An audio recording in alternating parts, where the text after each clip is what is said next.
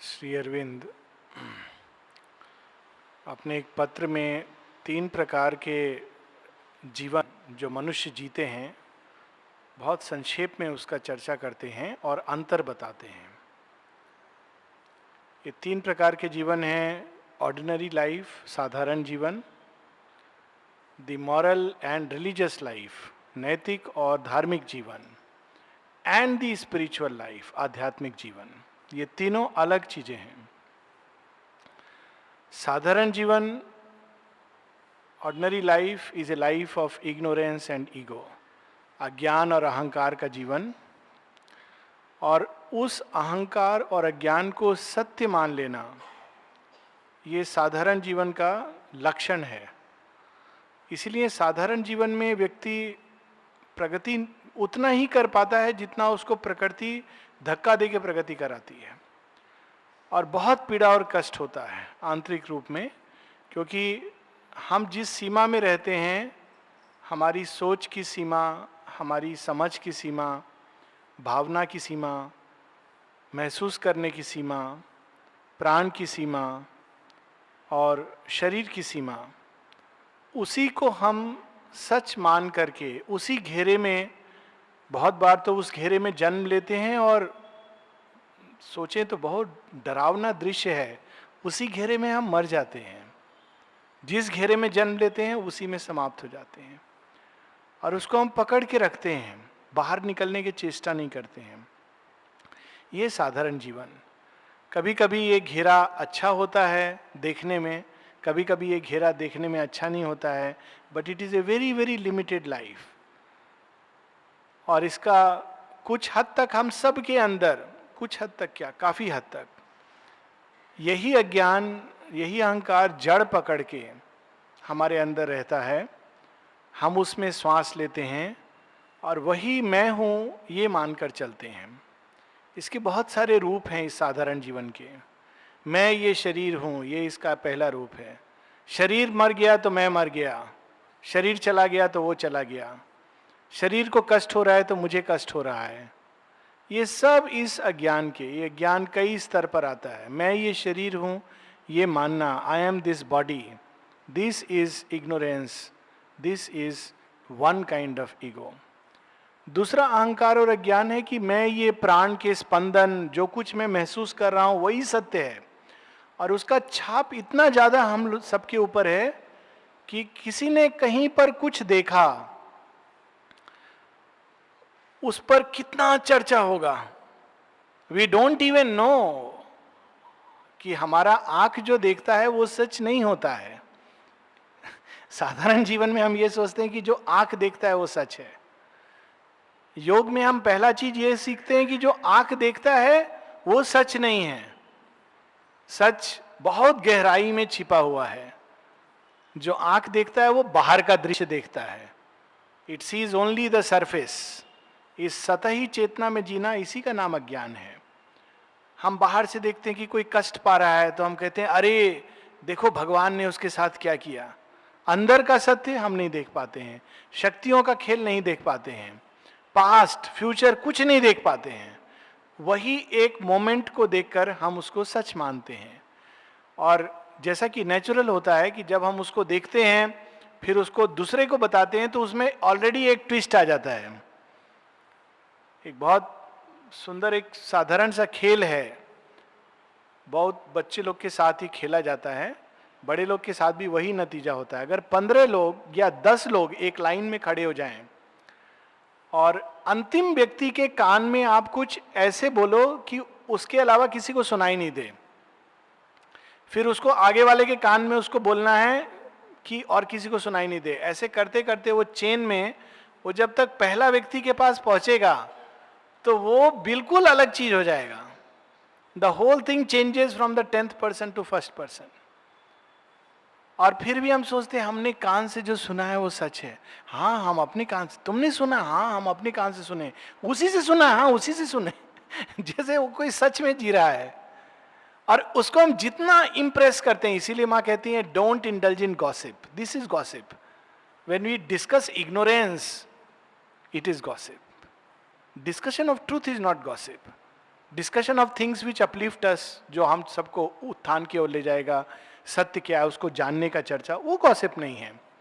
पर गॉसिप यही है, अज्ञान की चीज को डिस्कस करना, वो गॉसिप है।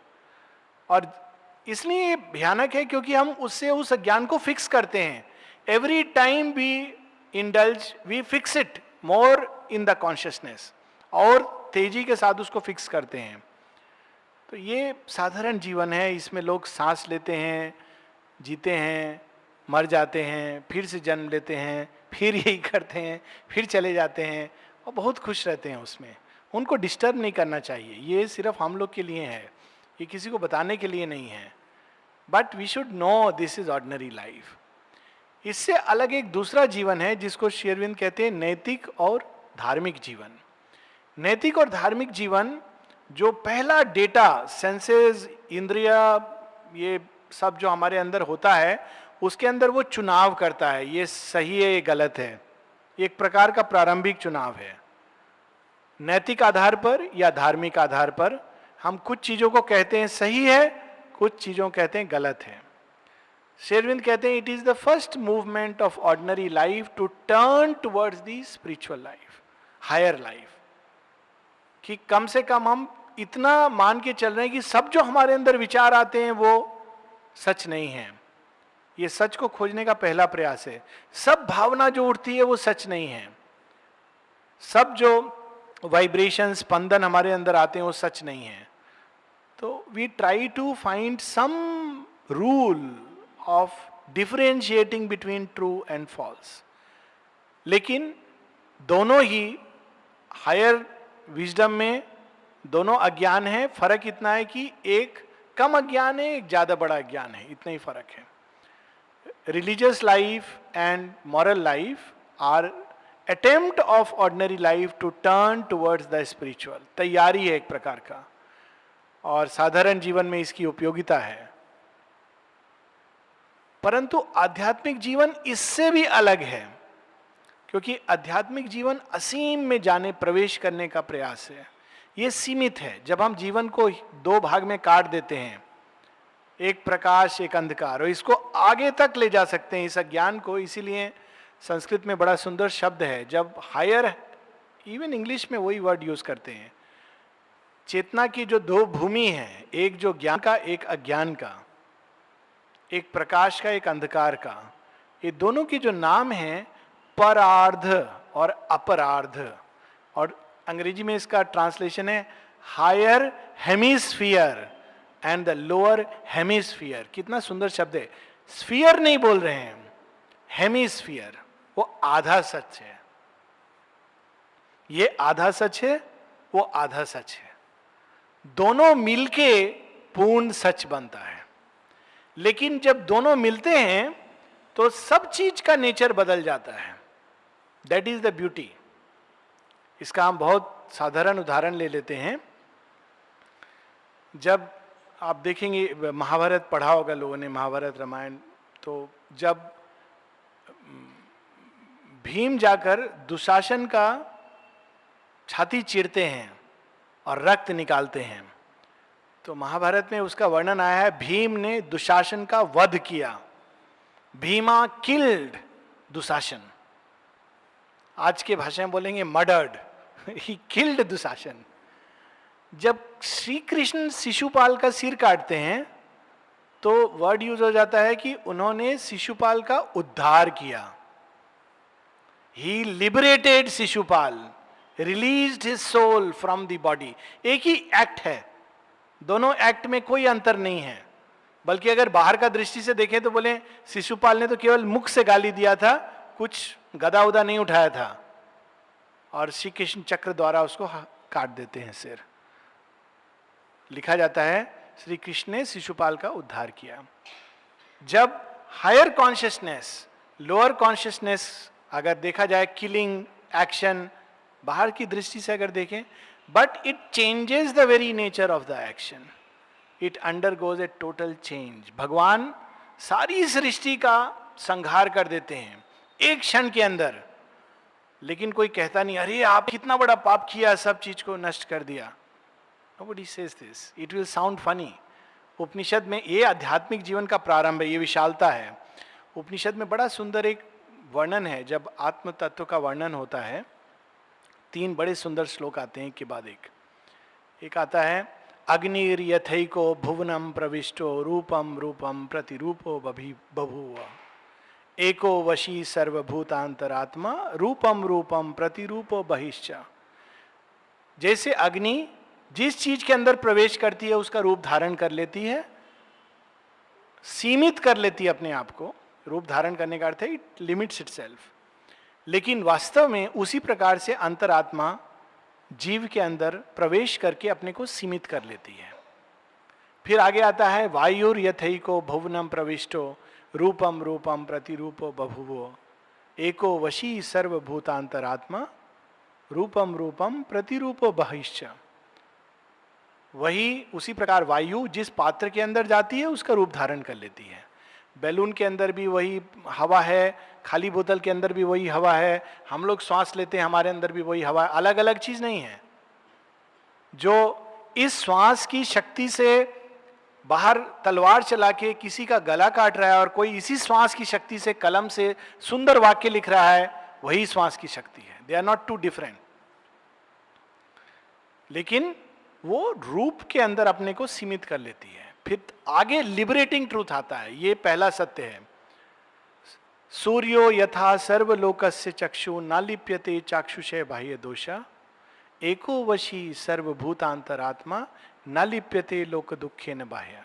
जैसे सूर्य सब कुछ देखता है और सब कुछ करता है, सूर्यो यथा सर्वलोकस्य चक्षु, वो आंख नहीं बंद करता है मैं ये नहीं देखूंगा ये खराब दृश्य है, मैं ये इसको शक्ति नहीं दूंगा। सब कुछ देखता है, सबको शक्ति देता है, सबका अपना अपना स्थान दे के रखा है उसने। वही सूर्य जो एक शहर में जल बरसाता है, दूसरे शहर में सूखा लाता है।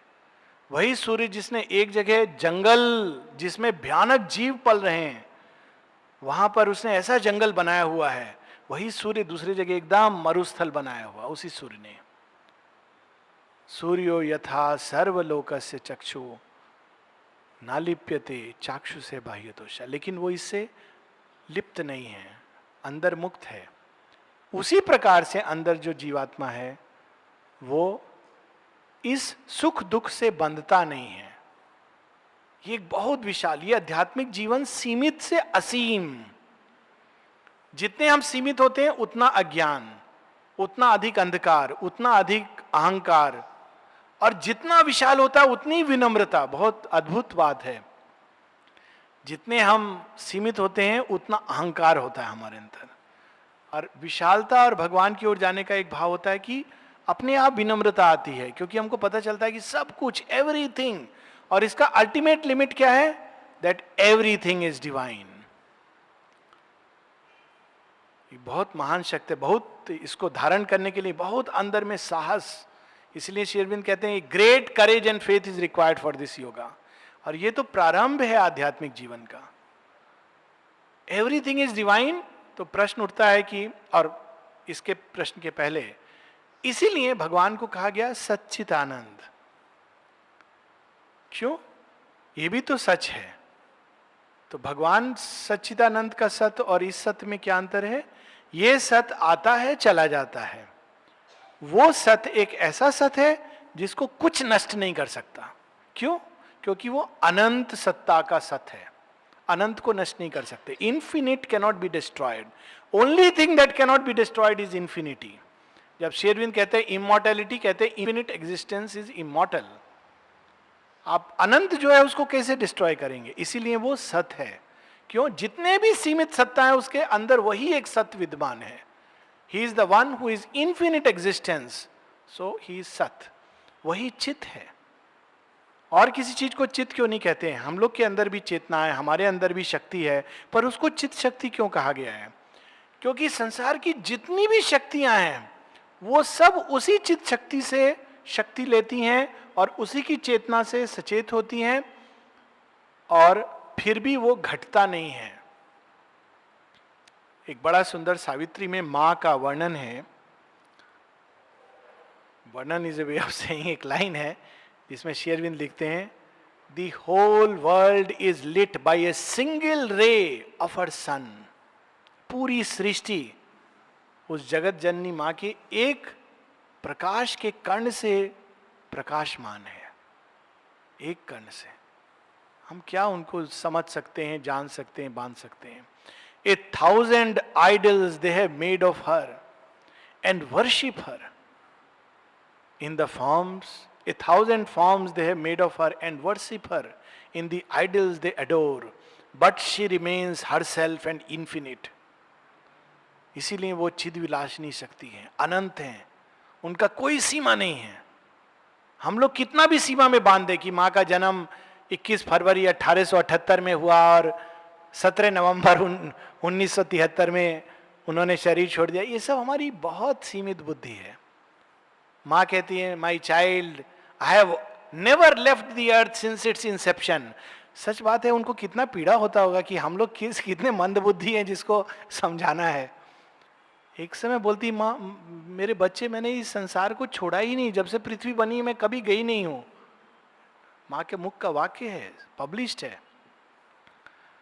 My child have never left the earth since Inception. पर हमारी अज्ञान की सीमा, और वही आनंद है। क्यों? वो अनंत है, उसका जो स्पर्श है वो कितना भी अपने आप को सीमित कर दे, कितना भी अपने आप को अंदर से सब कुछ निकाल दे, फिर भी वो कम नहीं होता।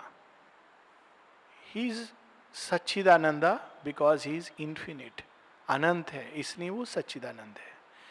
ये विशालता में प्रवेश करने का नाम योग है। इस विशालता से हमको भय नहीं करना चाहिए। बहुत बार मनुष्य भयभीत होता है, कहता है हमको कंफ्यूजन हो जाएगा फिर तो। माँ कहती नहीं, शी एक्सप्लेन्स, ये विशालता वैसी विशालता नहीं है जिसको हम अपने मानसिक ढंग से समझते हैं। इस विशालता में यहाँ तक कि हम जीवन के जो इवेंट सर्कमस्टांसेस उसको भी इसी विशालता से देख सकते हैं। जो कुछ हो रहा है वो दिव्य है। तो प्रश्न उठता है कि फिर क्या सही है, क्या गलत है? Last reconciliation, what is divine, what is undivine, ये भी एक इल्यूजन का वेल है, ये भी एक पर्दा है। तो उसका रिकंसिलिएशन ऐसे है, we are moving from the lesser becoming of the divine to the greater becoming of the divine. हमको सब सीमित भाव से मुक्त कर देता है। वही भगवान, जैसे बच्चे से बड़ा होता है व्यक्ति तो उसके अंदर चेतना का विकास होता है, शक्ति का विकास होता है, वैसे हम जैसे जैसे बड़े होते हैं अपनी चेतना में अंदर, तो हम सीमित डिवाइन से हायर डिवाइन और हायर एंड हायर डिविनिटी की ओर जा रहे हैं। इस भाव से जीवन जीना बहुत भिन्न है। रिलीजियस लाइफ में ये अनडिवाइन है, ये अच्छा है, ये बुरा है। It's not that, it is lesser divine to greater divine, और उसका कोई सीमा नहीं है। माँ कहती है, even supramental is not the end, it is the beginning of a yet greater perfection. जब इस भाव से हम जीवित होते हैं, जीवन जीते हैं, तो कभी हम बूढ़े नहीं हो सकते, बाहर से बूढ़ा हो सकते हैं, क्योंकि हमेशा there is something forward to look forward to. और उस भाव से हम जीते हैं तो इट इज नॉट कि भगवान को खोजने के लिए इतना प्रयास करना है, वो एक वेल है, सीमित, वही प्रॉब्लम है। इसीलिए माँ कहती है the fastest way is self giving, self giving, self forgetfulness. अगर हम देखें कि हम एक स्थान से दूसरे स्थान, छोटा सा आश्रम से डाइनिंग रूम, हम किस चेतना के वातावरण में आते हैं, अधिकांश हम नोटिस भी नहीं करते हैं कि बाहर क्या हो रहा है। हम अपने विचार, भावना, उसकी जेल में चलते हैं, उसी के जेल में सब समय रहते हैं। अगर हम उसकी जगह इस मेडिटेशन को करते हुए चलें, एवरीथिंग इज डिवाइन, मैं चल रहा हूं, दिस इज डिवाइन, मेरे पाँव में दर्द हो रहा है, it is being offered as the divine, सामने से कोई आ रहा है, ही इज डिवाइन, उसने मुझे नमस्ते किया, ही इज डिवाइन, उसने मुझे देखकर तिरस्कार किया, डिवाइन, उसने मुझे इग्नोर किया, divine. How beautiful, everything is divine. ये एक मेडिटेशन है। माँ कहती है इट्स सेल्फ डायनामाइजिंग मेडिटेशन। इसके लिए बैठ करके आंख बंद करके अंदर जाने की जगह सब कुछ में हमारे अंदर भी वही है, बाहर भी वही है, विस्तार में भी वही है, सीमित में भी वही है, तब पूरे जीवन का एक अलग रंग आने लगता है। हम लोग बहुत बार अकेला महसूस करते हैं, तब हमको अकेला नहीं लगता है। कोई भी मिलता है, अरे देखो हमारा परम सखा आ रहा है। कभी एक चींटी भी दिखाई देती है, अरे मेरा परम प्रिय ने आज ये मास्क पहना हुआ है। आंधी आती है तो my supreme beloved is coming in this form, this terrible form, he has assumed this form. हमको डराना चाह रहा है। We can play with him in countless ways. This is the expansion of consciousness, this is yoga. Yoga is not a limited life, एक सीमित जीवन, वो तो साधारण जीवन में है। इस जीवन से निकलना, और तब आदमी अंदर हमारा जो जीव है मुक्त होता है, और वो जैसे जैसे मुक्त होता है आनंद में जीता है। किसी भी सफरिंग का सबसे बड़ा इलाज है, माँ कहती है सफरिंग ईगो से आती है। माँ बार बार कहती है, हम लोग भूल जाते हैं।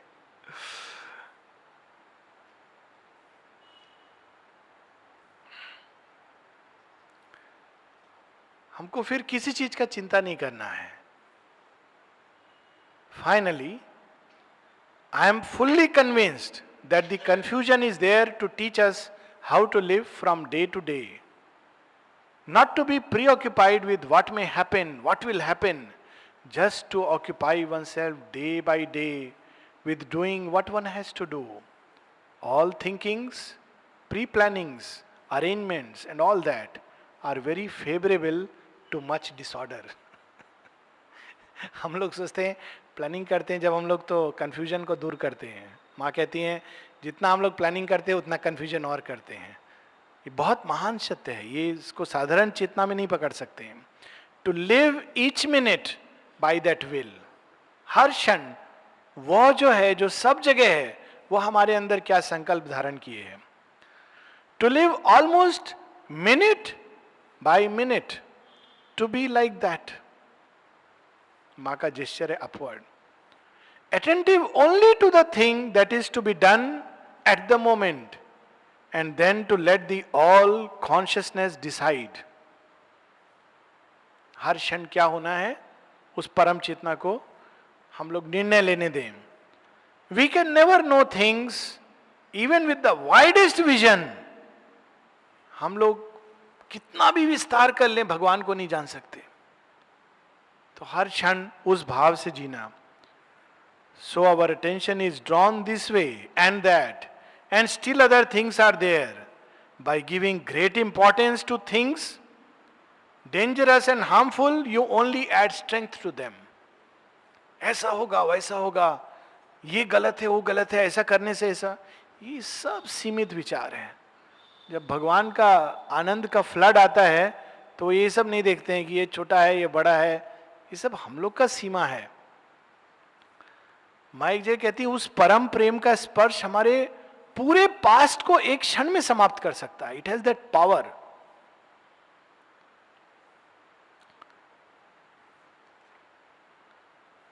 When you see only one being, one consciousness, one power, there is only a single unity, and all that is taking place within this unity, and all our insignificant visions and knowledge and judgments and all that is mere nothing.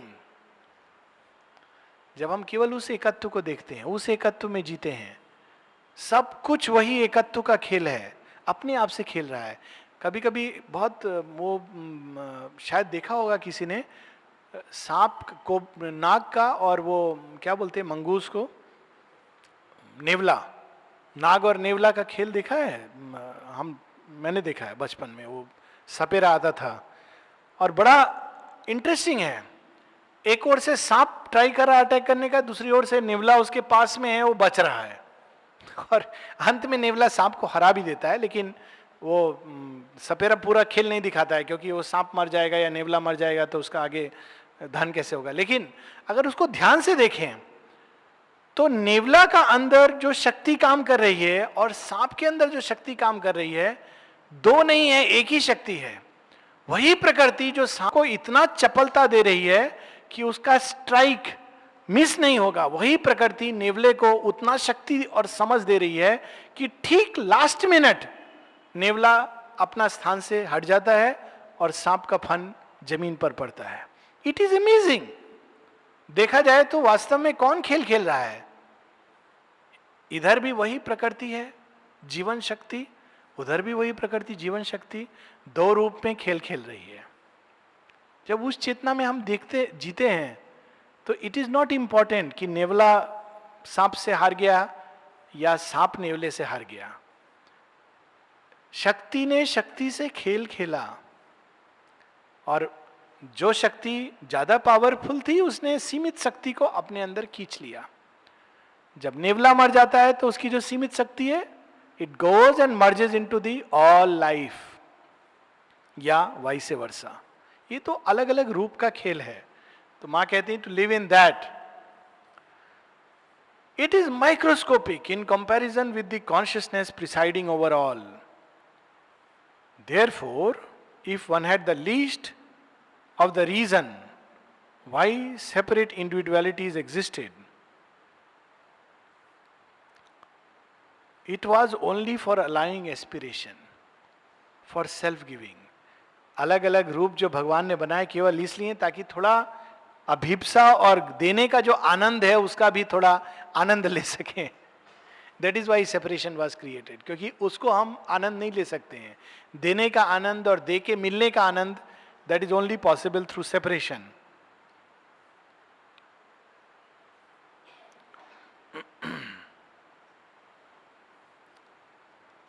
आगे मां बताती हैं,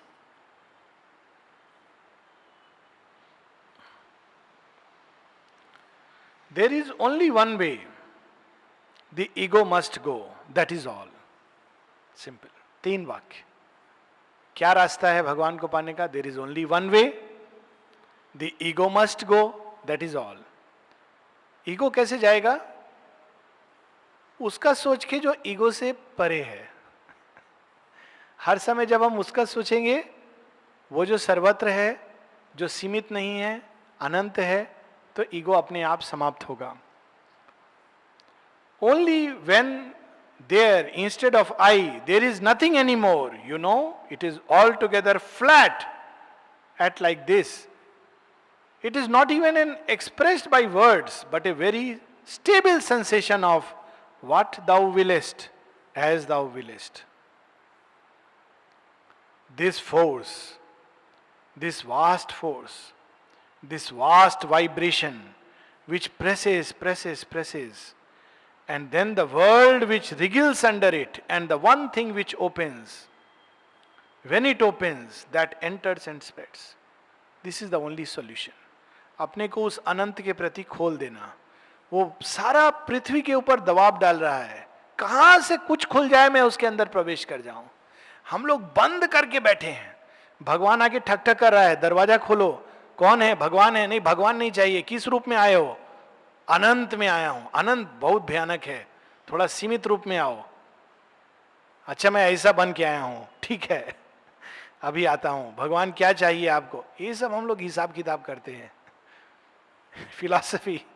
but if we just open, Jagannath का रथ का यही story है. जगह जगह जाते हैं, कौन कौन आएगा? Come with me. This is the only solution. There is no other. The whole secret is there. You have the feeling that He is everywhere, everywhere.